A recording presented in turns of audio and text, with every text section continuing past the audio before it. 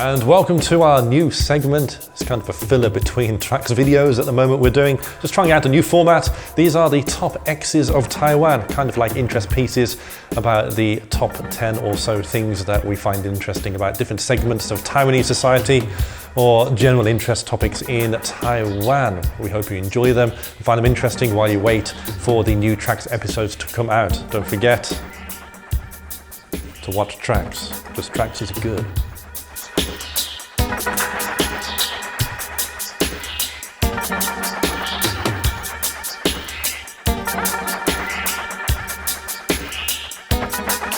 Taiwan blind baseball team. And if Taiwan has a blind baseball team, there would have to be other teams for them to play. And there are, in several countries. The Taiwan Beat Baseball Association was established way back in 1976 in America. This league is for visually impaired players.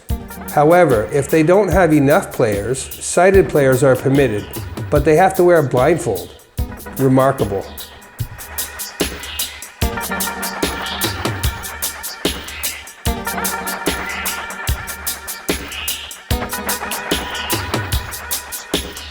Tiger Escape. The mayor of Hsinchu created widespread panic and alarm in March of 2015 after exclaiming that a tiger and 2 orangutans had escaped their enclosure in Hsinchu Zoo. He promptly went onto Facebook to declare that the animals had escaped and were roaming the streets, causing parents to lock up their children and pets lest they be eaten by the roaming wild animals. The beasts had actually been moved to another enclosure in the zoo and were hidden from the public. The event occurred because a resident of Hsinchu had noticed that the animals were not in their enclosures and called the Hsinchu mayor to exclaim that the animals had in fact escaped. The mayor neglected to call the zoo to confirm this. Of course, the post went viral, and it wasn't until after an hour that the zoo called the mayor to find out what was going on.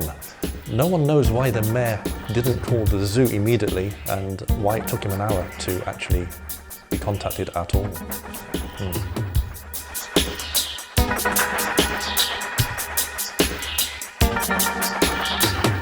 Monkeys. The monkeys were, well, a monkey was found in Sanyat-san University in Kaohsiung. The monkey wandered onto the campus and decided to start its day of work in one of the administration offices on the campus. Hard at work at one of the desks and appeared to be actually working for money.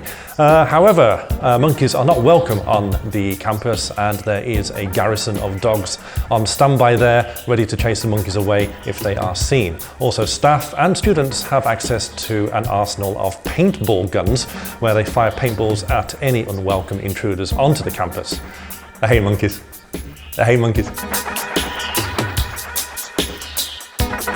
Ostriches escaped to city streets in Taiwan. In 2015, 2 ostriches escaped from a nearby farm in Zhanghua and were found ripping around the streets, blocking traffic, causing havoc. This isn't the first time ostriches have escaped and been found gallivanting all around towns in Taiwan. Here's another headline from 2012. The ostrich escaped from the owner's house and went shopping on the street. This ostrich appears to have been a pet. They were all returned safely and no one was pecked, kicked, or spat on. Ostriches, a flight risk? The infamous Taiwan shoe thief. A man with the surname of Chen seemed to have developed a shoe fetish. He stole 868 pairs of shoes from a total of 33 women, 26 pairs of shoes per victim. Now, I'm quite amazed at the shoe thief himself and his bizarre fetish, but I'm even more amazed that somebody could own 26 pairs of shoes or more and have them go missing. Quite astounding for me, as I only own about 3 pairs of shoes at any one time anyway. The man resided in Geelong and he was caught by police in 2016. He was sentenced to 6 months in jail after being found guilty of stealing the shoes and ordered to pay 180,000 new Taiwanese dollars upon his conviction.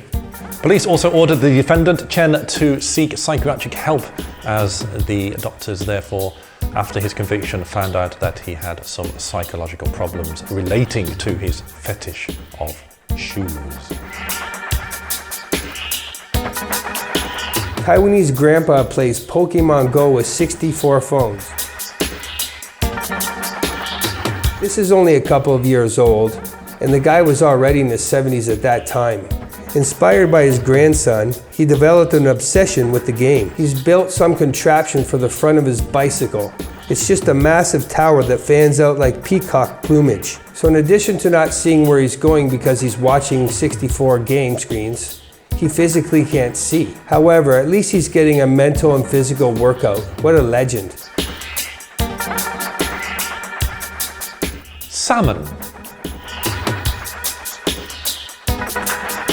A phenomenon in March of 2021 saw lots of people make applications to the Household Registration Office.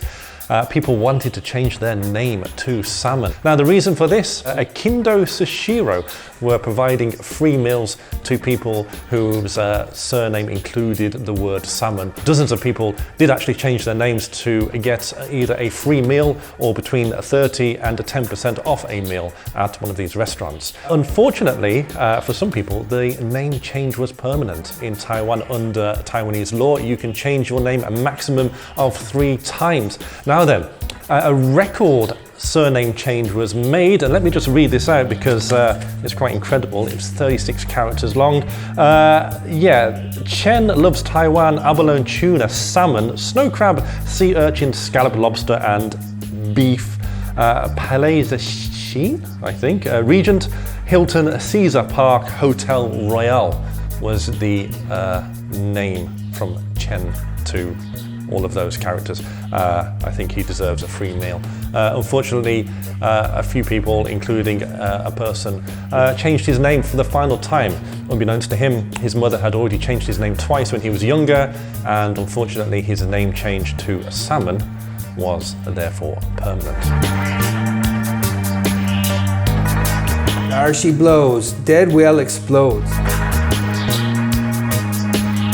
Back in 2004, a giant sperm whale beached itself in Yunnan, Taiwan, and then died. It took 3 large cranes, 50 workers, and over 13 hours to load it onto a truck. This enormous creature was 17 meters long and weighed 60 tons. People gathered to witness the ordeal, which brought vendors to the scene as well. It was then headed for a laboratory at a university in Tainan. But before it could get there, it exploded in the streets, showering residents with a lesson in whale biology. Blood and guts everywhere. The specimen can be observed at a museum in Taiwan.